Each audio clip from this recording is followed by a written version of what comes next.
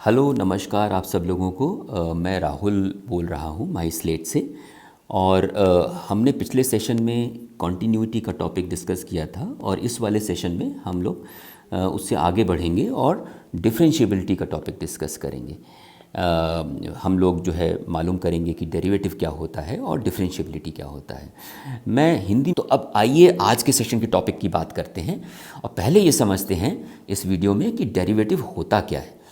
अब ये उदाहरण के लिए ये एक फंक्शन का कर्व देखिए जो हमने ड्रॉ किया है यहाँ पे, और हम ये मालूम करने की कोशिश करते हैं कि x इक्वल टू ई, ये वाला हमारा पॉइंट है, x इक्वल टू ई पर इस फंक्शन का डेरिवेटिव क्या है।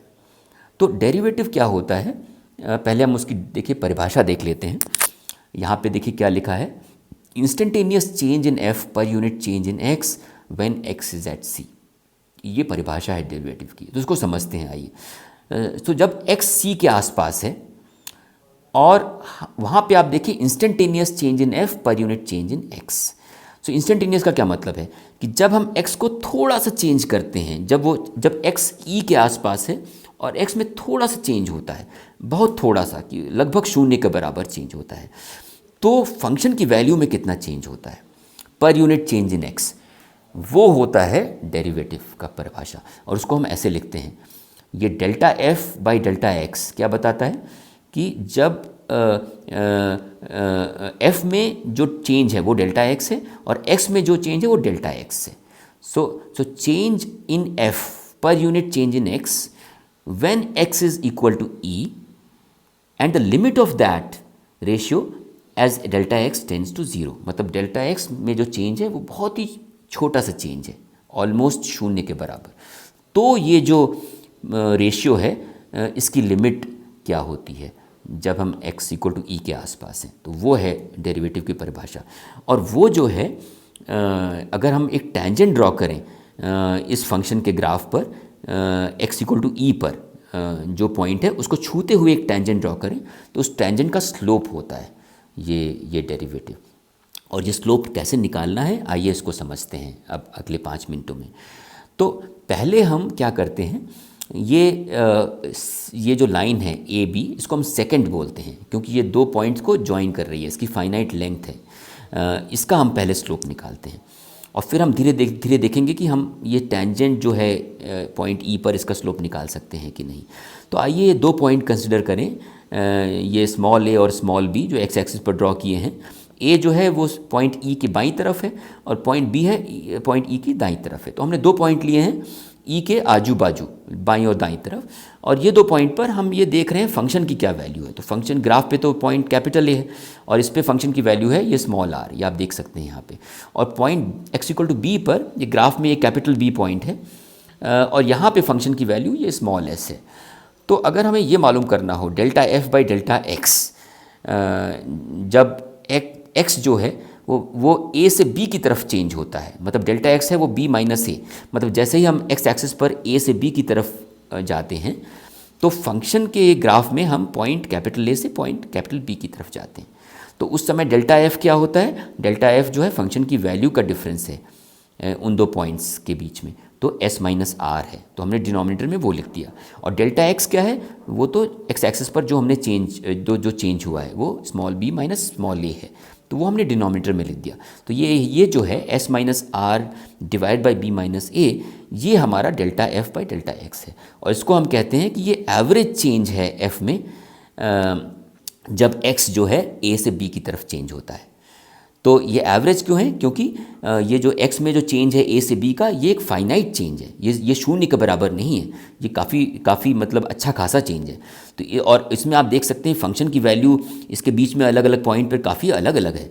तो इसलिए जो ये हम जब ये पूरा एक अच्छा खासा इंटरवल देखते हैं ए से बी तक का, विच इज़ बी माइनस ए, तो जो उसमें हम देख रहे हैं फंक्शन की वैल्यू कितना चेंज होती है और उसका रेशियो लेते हैं, तो वो एक एवरेज चेंज बोला जाता है। लेकिन अब सवाल ये उठता है कि भाई ये जो स्लोप है, ये जो ए बी सेकेंड का जो हमने इससे डिटर्मिन किया है S minus R by B minus A, क्या ये इस टेंजेंट के स्लोप के बराबर है, जो टेंजेंट हम ये एक्स इक्वल टू ई पर ड्रॉ कर रहे हैं, जो फंक्शन जो ग्राफ में जो पॉइंट कैपिटल ई है उस पर जो टेंजेंट ड्रॉ कर रहे हैं। तो वो हम श्योर नहीं है, बिकॉज ये फंक्शन का हम देख सकते हैं इसके बीच में अलग अलग ये वैल्यू ले रहा है। तो ये स्लोप जो है टेंजेंट का अलग भी हो सकता है। तो हम क्या करेंगे, अब हम दो दूसरे पॉइंट लेंगे जो ई के ज़्यादा पास हैं। मतलब हम ये पॉइंट ए से थोड़ा सा बाईं तरफ आएंगे और बी से थोड़ा सा ए से थोड़ा सा दाईं तरफ आएंगे और बी से थोड़ा बाईं तरफ आएंगे, जिससे कि हम पॉइंट ई के ज़्यादा नज़दीक आ जाएं। तो ये दो पॉइंट देखिए सी और डी, ये ई के ज़्यादा नज़दीक हैं।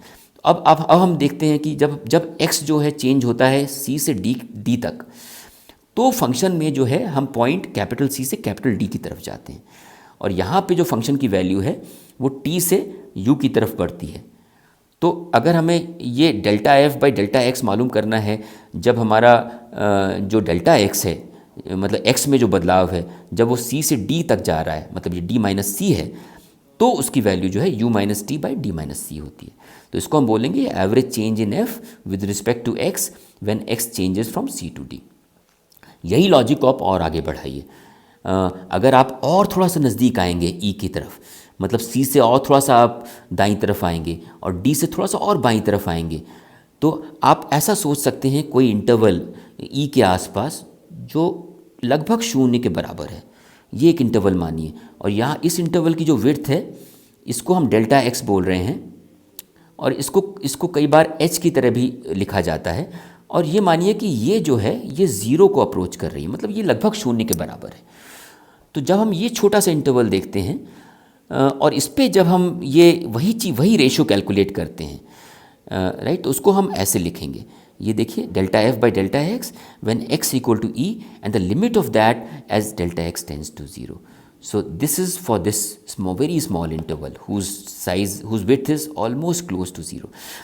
इसको हम लिखते हैं df by dx, और ये जो है डेरिवेटिव होता है इस फंक्शन का पॉइंट x इक्वल टू ई पर। और जैसे हमने पहले कहा, ये जो हम यहाँ पे टेंजेंट बनाएंगे, इसके स्लोप को जो है इसके स्लोप की जो वैल्यू है वही इसकी वैल्यू होती है, और वो हम यहाँ से देख भी सकते हैं ग्राफ से। आइए देखते हैं मैथमेटिकली हम इसको कैसे लिखेंगे। तो इसको दो तरह से लिख सकते हैं। एक तो जैसे हमने यहाँ पे दिखाया कि ये जो पॉइंट x इक्वल टू ई है, इसके बाईं तरफ एक बहुत नज़दीक एक पॉइंट मानिए e minus H by two. इसके h बाई टू दूरी पर बाईं तरफ एक पॉइंट ये है, और इसके दाहिनी तरफ एक पॉइंट मानिए e plus H by two, वो ये पॉइंट है। तो जैसे ही हम e minus H by two से e plus H by two की तरफ जाते हैं, ये ग्राफ में ये वाले पॉइंट से इस वाले पॉइंट तक जाते हैं, तो हम देख रहे हैं, हमें ये कैलकुलेट करना है कि डेल्टा एफ कितना है, डेल्टा एफ बाई एच तो वही डेल्टा एक्स है जो कि बहुत लगभग शून्य के बराबर है, और डेल्टा एफ एक्स क्या है, डेल्टा एफ जो है थोड़ा सा जो एफ में बदलाव होता है वो है डेल्टा एफ। और उस रेशो की जो लिमिट है जब एच जो है शून्य के आसपास आता है, तो ये जो है डेरिवेटिव है फंक्शन का। और इसको हम ऐसे भी लिख सकते हैं, चूँकि एच लगभग शून्य के बराबर है, तो हम इसके बजाय कि हम जो है e minus H by two से e plus H by two की तरफ जाएं, हम e से भी शुरू हो सकते हैं। हम e से जो है एक दूरी h दूरी हम तय कर सकते हैं जो लगभग शून्य के बराबर है। मतलब ये e से हम शुरू होकर थोड़ा सा h दूरी हम तय कर सकते हैं जो शून्य के बराबर है। चूँकि h लगभग शून्य के बराबर है, तो कोई फ़र्क नहीं पड़ता है कि हम जो है e minus H by two से e plus H by two की तरफ जाएं या फिर e से e प्लस एच की तरफ जाएं। तो ये दोनों जो है ये एक ही माना जाता है। तो हम ये भी लिख सकते हैं, और delta F by delta h as the limit of that as h tends to zero as we move from e to e plus h. तो ये दोनों चीज़ सेम है, और इसको हम ऐसे लिख सकते हैं। ये तो यहाँ से सीधे आ जाता है। डेल्टा एफ क्या होगा जब हम x में e से e प्लस एच की तरफ जाएंगे, वो f की वैल्यू e प्लस एच पे माइनस f की वैल्यू e पर, तो वो हो जाएगा।